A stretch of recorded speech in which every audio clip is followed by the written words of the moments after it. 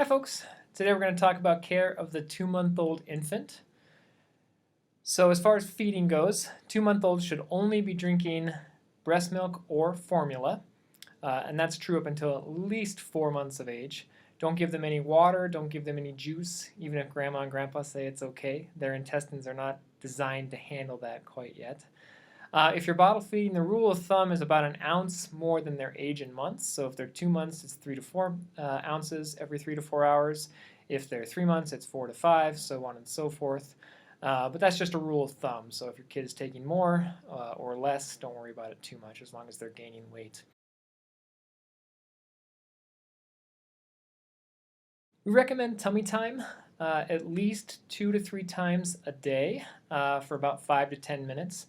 Doesn't have to be unpleasant. You don't have to force your kid to do it, but try to put them on their stomach as much as possible. The more time they spend on their stomach, the faster they go through the muscular progression to rolling, sitting, walking, that type of stuff. Sounds a little strange. You can start to read to your child.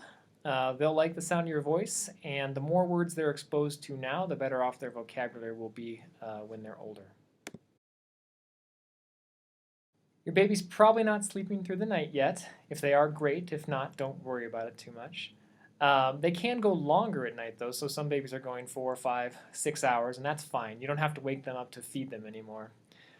We don't recommend trying to sleep train just yet. Babies at 2 months don't have a great circadian rhythm, and trying to let them cry it out at this age will just end up frustrating you and your baby. Just respond to them when they're crying and try to soothe them as much as possible. Speaking of sleep, your child should be sleeping on their back in a crib or bassinet without anything else in there with them. The reasoning for that is the lowest risk situation to prevent SIDS, sudden infant death syndrome.